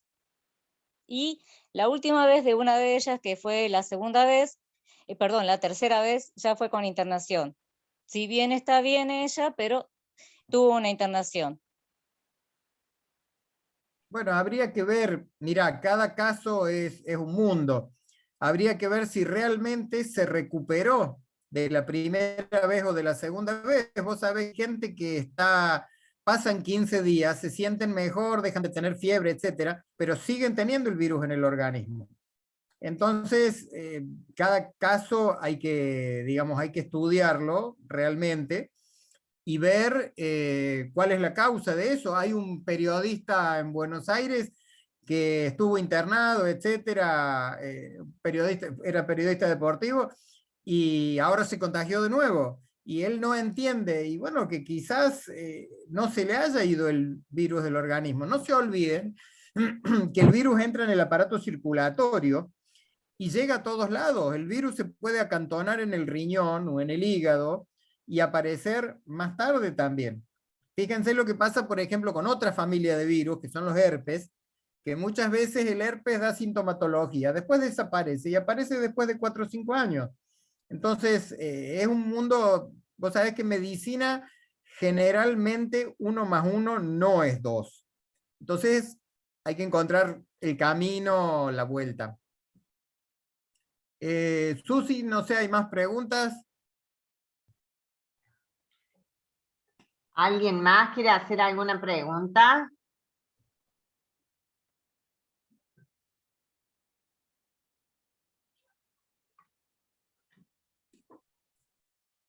Eh, Recuerden ¿Le Sí, sí, está sí, leyendo ese, Johnny, o te lo leo? A ver, que no, espérate que acá. sí, léeme las preguntas. Ahí está. Mi hijo, no, espérate que como tengo todavía la pantalla, no lo puedo. Mi hijo tiene, que no sé qué es MD, DMD, no lo puedo vacunar hasta que cumpla los 18. ¿Cuál es la causa, o mejor dicho, qué puede suceder si se vacuna antes teniendo 17 y siendo paciente de riesgo? Distrofia muscular. Bueno, ahí depende mucho del inmunólogo, ¿cómo? Distrofia muscular es lo que dice que tiene. Depende mucho del... Sí. No sé bien el origen del DMD, creo que tiene algo de autoinmune y creo que por ahí viene el asunto. Seguramente lo atiende algún clínico que es inmunólogo y bueno, hay que ir con cuidado con estas cosas porque no se le puede dar cualquier cosa. No sé cómo habrán hecho con las otras vacunas. No depende tanto de la edad, la evolución biológica no necesariamente es similar a la evolución etaria del paciente. Hay pacientes que a los 16 años ya están en condiciones de evolucionar, así como el desarrollo puberal se puede dar de los 10 a los 17 en las mujeres. Depende de cada paciente. Supongo que lo mejor es que lo vea su médico clínico, inmunólogo, y sea él el que determine. Sí, se puede ver que tenemos distintas vacunas, tenemos distintas opciones para estimular el sistema inmunológico. Por ahí se le estimula el sistema inmunológico por un lado y se controla la patología de él por otro lado. No sabría decirte, es una cosa muy específica. Otra pregunta, doctor, en cuanto a la prevención por contacto de superficie, ¿te recomienda hipoclorito para desinfectar o alcohol para desinfectar superficies y prevenir así el contagio? Bueno, ya está demostrado que la posibilidad de contacto por superficie es 1 en 1.000.000. Punto número 1. Con lo cual no quiero decir que si una persona cree que va a ser positivo que limpie una superficie, fantástico. El hipoclorito de sodio, la lavandina, mata todo. O sea que vos le pasás un trapo con lavandina a la mesa, a los zapatos, a lo que quieras y te liquida todo, el virus sobrevida. El alcohol un poco menos. Si tengo que elegir para la superficie, elegiría el hipoclorito toda la vida. Pero de nuevo, no nos tenemos que poner locos.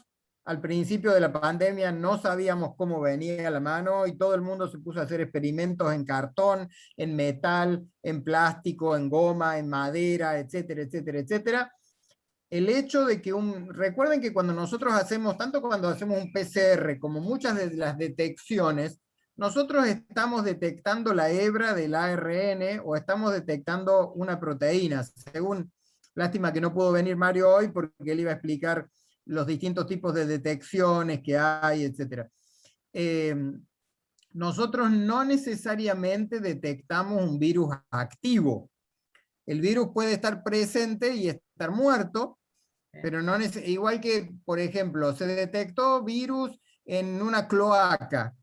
Ningún virus va a aguantar los ácidos de la materia fecal en una cloaca. Se detectaron hebras del virus muerto o de las proteínas. O sea que no nos tenemos que obsesionar con eso. Sí es recomendable, a ver, lo que yo les digo es lo mínimo. Mínimamente vienen de afuera de su casa, se tienen que lavar con agua y detergente. ¿Por qué? Porque el detergente, que es lipídico, arrastra todo. Si bien los virus tienen una capa lipídica muy pequeña, más que nada es proteína, pero lo arrastra. Y eso es lo más importante. Si se pasa detergente sobre una mesa, agua con detergente, y después se limpia con agua y se seca, es lo mismo. Pero no nos tenemos que poner locos. Lo más importante, porque uno puede limpiar todo con detergente, con hipoclorito, pero si me encuentro con la vecina y me pongo a charlar sin barbijo, a medio metro de distancia, y mi respiración va sobre el rostro de ella, y la respiración de ella va sobre mi rostro, no hice nada con el hipoclorito. Eso es lo más importante. Es la única forma 100% segura de contagio, es de respiración a respiración. Bien, te hago otra pregunta, que se ve que preguntó anteriormente, pero bueno, como yo estaba pasando los días, pues no lo vi. Preguntó sobre el suero equino. ¿Qué nos podés decir sobre ese tema? Bueno, investigaciones que hizo el doctor Maistegui hace más de 100 años en Argentina ayudaron a combatir la fiebre hemorrágica. El doctor Maistegui sacó suero de pacientes recuperados de la fiebre hemorragia y se lo inyectó a pacientes enfermos, por supuesto del mismo grupo, etcétera, observando que las inmunoglobulinas de un paciente que ya había evolucionado mataban a los virus de la fiebre hemorrágica del paciente en cuestión. A partir de ahí, se sabe que nuestro organismo produce, le estoy hablando del año 1910, fíjense, no se sabía nada respecto a lo que sabemos hoy, y sin embargo realmente era un precursor el doctor Maistegui en Argentina, y a partir de ahí se vio que en el suero de un paciente recuperado quedan anticuerpos contra la enfermedad de la cual se recuperó. Entonces, hay un experimento en Buenos Aires, el hospital italiano, gente con la que estoy en contacto, que trataron de poner el suero de pacientes evolucionados, pero no funcionó porque, a mi entender, lo pusieron en etapas tardías de la enfermedad, en pacientes moderados y graves, siendo que si ese mismo suero se aplica en pacientes leves, donde realmente está el virus, ahí debería ser relativamente efectivo. Con el suero equino es lo mismo, nada más que el caballo, en vez de tener 5 litros de sangre como nosotros, tiene 50, y se puede sacar mucho más y purificar mucho más y está más disponible. En principio la idea es buena, sin embargo, lamentablemente hasta ahora no hemos tenido trabajos que muestren resultados concretos positivos. Me gustaría mucho que dé buen resultado, sobre todo en las primeras etapas de la enfermedad. Porque después, si el virus ya se fue y lo que queda es la autoinmunidad de la tormenta de citoquinas, no nos sirve para nada. Tiene que ser específicamente para combatir el virus. Bien. Doctor. Te hago otra pregunta. Una doctora pregunta, ¿qué opinas? A ver, súbela. De la vacunación en pacientes que tengan antecedentes de trombosis venosa profunda. Qué buena pregunta. Ay, espera, y dice, por ejemplo, vacuna AstraZeneca, que ya se habló de que produce trombosis. Primero, la vacuna rusa, la Sputnik, también tuvo algunos problemas. No lo promocionaron mucho, pero no es la única. Se sabe que ha habido casos de trombosis, como les dije, en Europa murieron 6 pacientes en 18 millones de vacunas. Y ha habido otros, pongámosle que hubo 60 pacientes en total en 18 millones, igual es un número mínimo. Yo no conozco, no he escuchado acá en Córdoba, en Buenos Aires, que haya habido ninguno de esos. Primero, eso puede ocurrir. Si yo viajo en avión, por ejemplo, a Europa o a Estados Unidos y estoy 12 horas sentado, tengo 100 veces más probabilidades de tener una trombosis que poniéndome una vacuna. No solamente eso, sino que hay un montón de medicamentos que producen trombosis. En el embarazo se produce trombosis. Nadie está exento de la trombosis, por un lado. Por otro lado, puede ayudar, aunque indirectamente, que el momento que alguien recibe esa vacuna y puede llegar a haber una sospecha, que tomen una aspirineta diaria durante 5 días. Entonces eso disminuye la posibilidad de agregación plaquetaria. Ahí se ha visto que hay influencia sobre el factor 4 de la coagulación. Es un factor es una proteína muy específica. Estimula esa proteína para que aumente la agregación de las plaquetas. Y nosotros podemos tratar de disminuir la agregación de las plaquetas. No me parece una razón para no vacunar. Me parece que sí es una razón para vigilar a todos los vacunados. Eso ocurre entre el 4º y el 7º día, en los casos que yo leí de pacientes, más que nada creo que en Italia y en Alemania. entre el cuarto y el último día. Y bueno, será cuestión de controlar a esos pacientes que ninguno le pase, y si le pasa, tiene solución, se lo interna al paciente, se le pone heparina, porque después aparece una coagulopatía por consumo. Las terapias manejan muy bien eso. Es como cualquier otra coagulopatía que aparece muchísimo más a menudo. Bien, te hago, Ioni, otra pregunta. Dice, Dime. doctor, si usted dice que la acitromicina no sirve para tratar neumonía por COVID, ¿qué tratamiento específico indicaría para tratar neumonía bilateral por COVID en imagen de vidrio típico esmerilado? Bueno, primero, estamos hablando de una neumonía viral. La citromicina no sirve porque es antibacteriano, no tiene ningún efecto sobre los virus. Punto 1.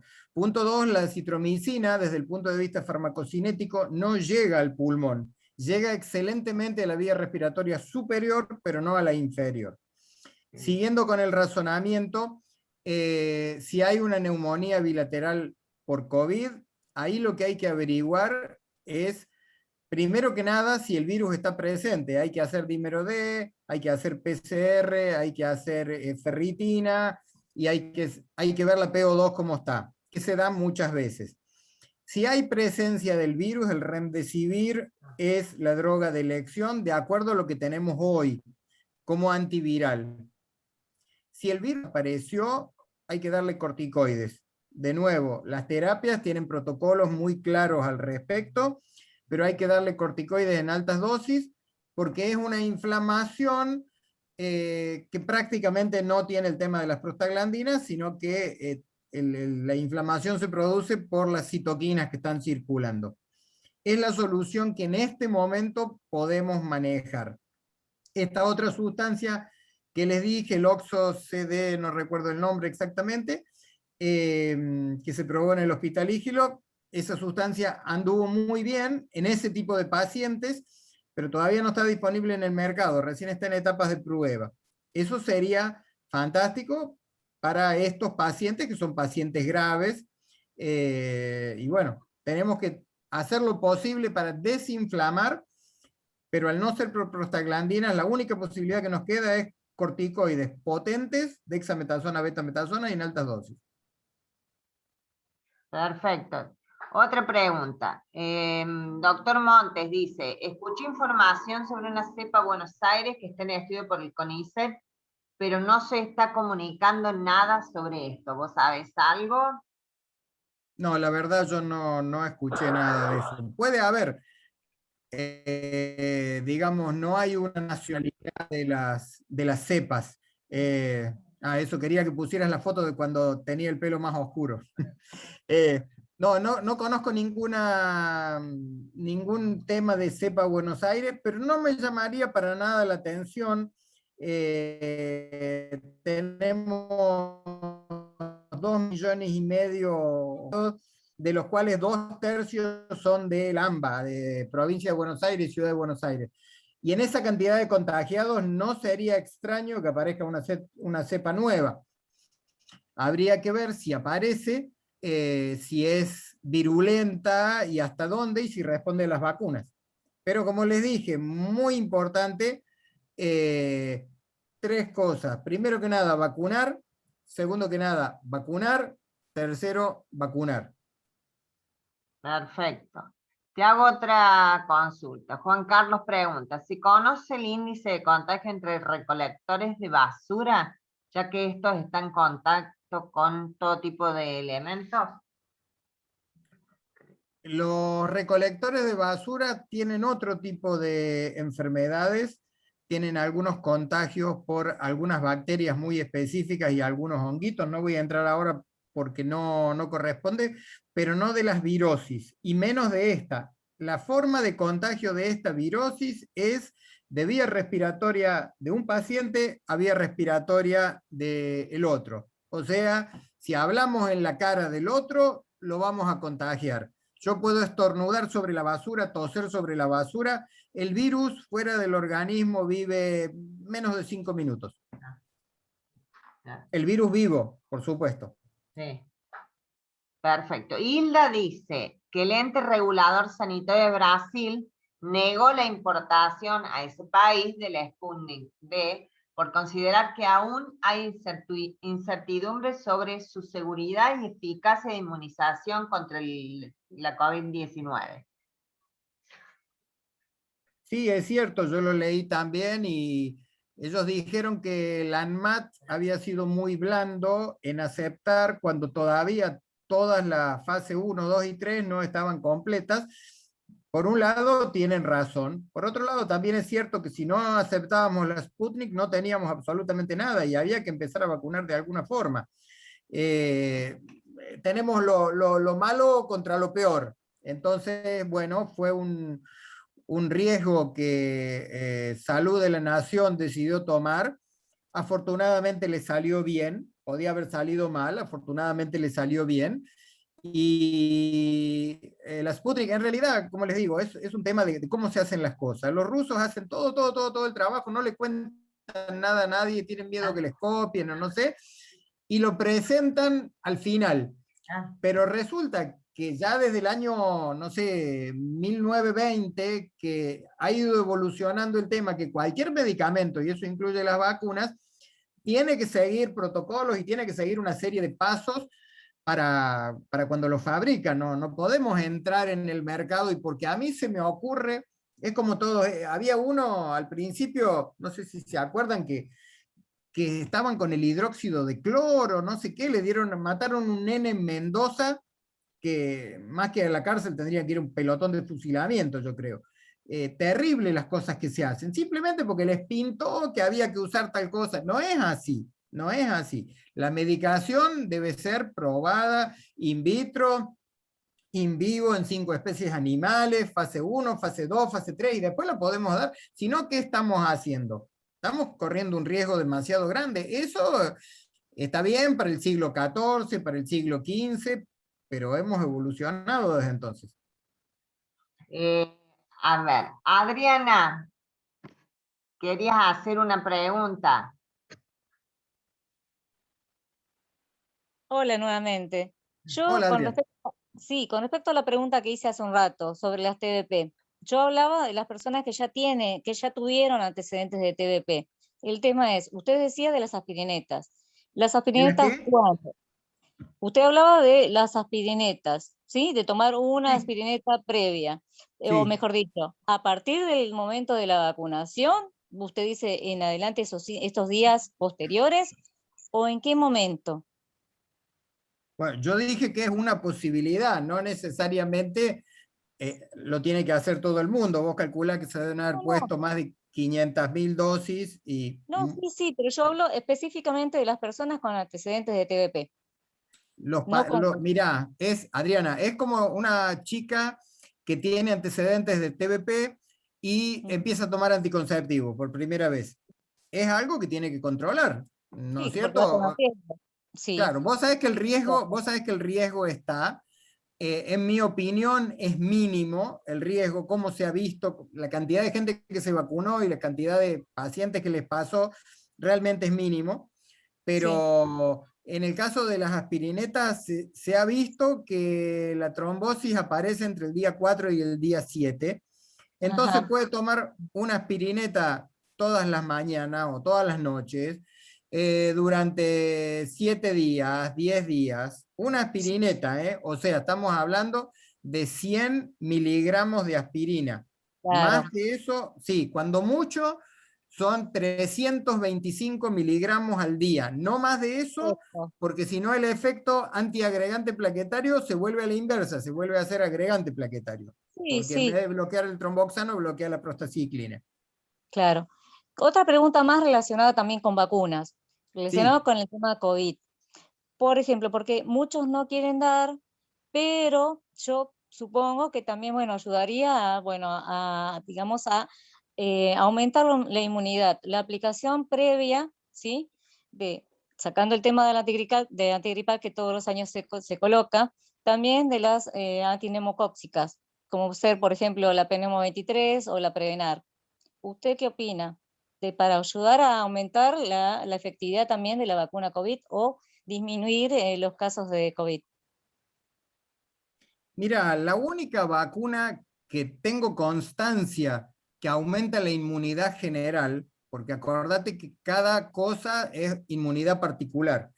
La Sí, única vacuna que aumenta la inmunidad general es la BCG, la vacuna contra la tuberculosis que se da cuando nacen con un refuerzo a los 6 años. pero la Es la BCG, única... ¿Cómo? perdón, pero la BCG se dejó de dar porque no ayuda, o digamos, en lo que es en la función respiratoria, sino que lo que hace es disminuir los riesgos de tener una meningitis cerebral. Porque está perdón, las ¿Dónde, meningias. dónde se dejó de dar no, Se da usted, ahora donde usted solamente, trabaja? sí, en todos lados se da solamente al nacimiento ya. Ya no se da más a los 6 años ni a los 16 como era antes. Porque dice que no tiene una efectividad ante las tuberculosis pulmonares. Sí, Bueno, se da para evitar las formas graves de bueno, tuberculosis. esos son, Adriana, esos son esquemas que lo decide el ministerio, qué vacunas se dan y cuándo se da. Pero la Claro, BCG se da. Lo que pasa es que han cambiado el sistema de las dosis, el control, la evaluación, pero se sigue por eso es dando. una sola. Pero espera. Ujú. Lo que yo te decía es que la única vacuna que aumenta la inmunidad en general, aparte de la específica, que se sabe, es la BCG. Fuera de esa, no hay ninguna otra vacuna que tenga acción cruzada, hasta donde yo sé que vos des una vacuna para el sarampión y te aumente la inmunidad para la rubiola, por ejemplo. Son cosas independientes, son linfocitos T4 de memoria independientes, son mecanismos similares, pero el objetivo es otro. Dar una vacuna para la gripe y pretender que aumente la inmunidad para el COVID no me parece lógico, porque son dos cosas totalmente separadas. Es más, hay mucha gente que me consulta, Sí, perdón, capaz que me equivoqué en la palabra. En realidad no es para, yo digo para ayudar a lo que es, ayudar a la parte respiratoria, al árbol respiratorio, a eso me refería. No, no no, directamente, escúchame, hay directo. una pequeña confusión.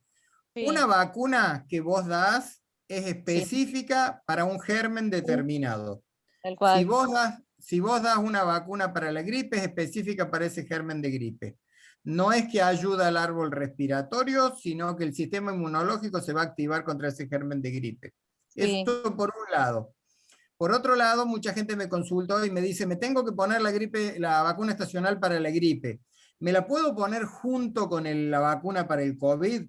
Yo recomiendo que tengan una semana de distancia aproximadamente. Si pueden ser 15 días, mejor, pero por lo menos claro, a veces te toca el turno y se pueden superponer. ¿Para qué? sí, Para dejar que el sistema inmunológico trabaje tranquilo con la sí. inmunidad de una cosa y cuando termine trabaje con la inmunidad de la otra cosa. Pero tampoco es estricto, no hay pruebas hasta donde yo sé que te digan si te ponen una antiviral no podés usar la otra. ¿Mm? Y es lo que siempre se dijo, porque forma de recién anticuerpos entre los 10 a 15 días de aplicada. Aproximadamente, Claro. aproximadamente. ¿Alguna otra pregunta, Susi?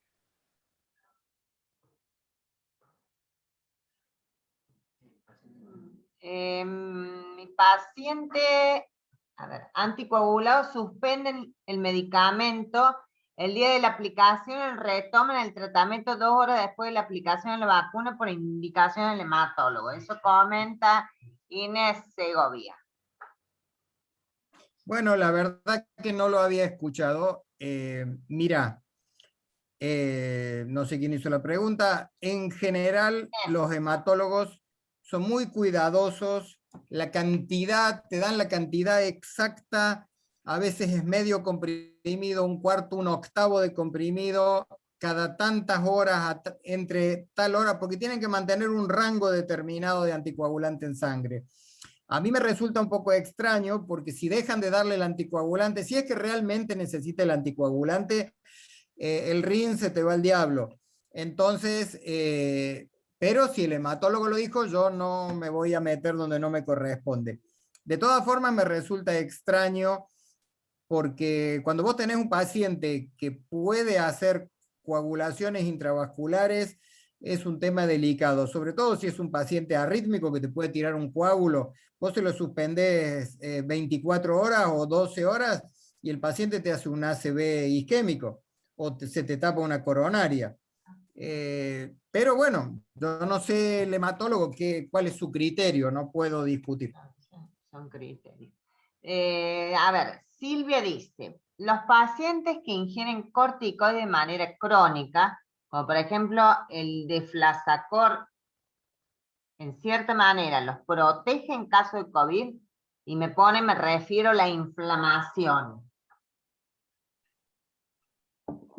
Bueno, del virus no lo protege, al contrario. Pero si lo tiene que tomar en forma crónica porque tiene una enfermedad autoinmune, por ejemplo, obviamente que está bien que lo tome. Respecto a la parte inflamatoria, supongamos que el virus hace su trabajo durante una semana, 10 días, se va y deja todo la tormenta de citoquinas, en ese momento sí lo protegería, depende del corticoide que tome, cuál es la dosis del corticoide, cada cuánto tiempo lo toma, etcétera. Habría que analizar el caso puntualmente. Pero puede ser una medida, ante la tormenta de citoquinas lo va a proteger. Ante la tormenta de citoquinas. Ante el virus no lo va a proteger. Perfecto. Pregunta, ¿qué libro o texto recomiendas para leer y saber más sobre vacuna en general? ¿O en qué sitio de internet? Hay miles. No. Yo en general entro, sobre todo en estos temas, trato de buscar lo último que se pueda en las revistas científicas, en Lancet, en Medscape, en Circulation, en la mayoría de las revistas científicas que son las que... y leer artículos, porque no nos olvidemos que estamos en la etapa de la información. Si ustedes entran en Internet, simplemente Internet, la cantidad de información es abrumadora, de la cual el 95% es una basura. Hay que saber discernir cuál es el 5% que realmente vale. Las revistas estas internacionales traen información que ha pasado por revisión de pares, o sea, que otros médicos especialistas similares lo han revisado, muchas veces han hecho los experimentos, o si son cuestiones estadísticas, estudios prospectivos, lo han analizado, y es lo único en que podemos confiar. El resto, la gran mayoría son catorucitos. Pero sí, yo lo sé porque yo también soy revisor de una revista y a veces te traen cosas y vos no lo podés dejar pasar porque tienen errores importantes. Ahora, cuando vos ves que un trabajo está bien hecho, que la estadística está bien hecha, etcétera, por supuesto que no voy a ir a discutirle los resultados. Y si lo podemos reproducir en otro lado, entonces ese trabajo vale y vale mucho. Ese trabajo se publica y es lo que nosotros leemos después. Perfecto. Clarísimo, Ioni. Yo por eso, viste, todo lo que me llega se lo mando a Ioni. Antes de publicar. Allá va. Lo tengo un poco cansado, mi amigo. No, no hay problema, puedo seguir. Mientras yo pueda solucionar dudas de la gente, vos sabés que yo estoy a tus órdenes.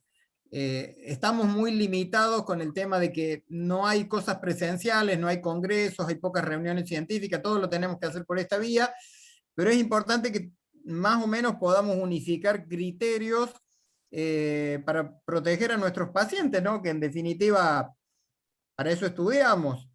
Seguro que no estudiamos ni por el honor, ni por la plata, ni nada de eso. Estudiamos porque tenemos vocación de ayudar. Así que, primero que nada, nos tenemos que ayudar entre nosotros y, bueno, a partir de ahí. Bueno. Así que... Muchísimas gracias, Ioni, como siempre. Un gusto, un lujo tenerte con nosotros. Y bueno, a todos los que se inscribieron en esta charla, ya vamos a hacer la charla el 19 de mayo, que ya te comprometo, con inmunólogos, con bioquímicos, y así ampliamos el tema. Y cada tanto una mesa redonda viene bien, porque se escuchan diversas opiniones y por ahí hasta salen contrapuntos interesantes. Yo les agradezco mucho a todos que hayan tenido paciencia. Por ahí soy un poco aburrido, monótono, qué sé yo, pero bueno, todos tenemos dudas, yo mismo tengo dudas, hay muchas cosas, muchísimas cosas que no sé, y trato de averiguar, de llegar. Así que bueno, espero que les haya servido. Excelente, amigo. Muchísimas gracias. Gracias a todos por acompañarnos y estar. Y al Círculo Médico siempre, mil gracias por permitirnos esto. Gracias a ustedes. Gracias, Susi, excelente. Chao a todos, gracias. Chao, Chao, Ceci, Susi. gracias. Nos vemos la Chao, chao, próxima. buenas noches. Muchas gracias, buenas noches. Buenas noches. Gracias, Susi, muy amable, muy lindo los temas. Me alegro que sea útil para todos.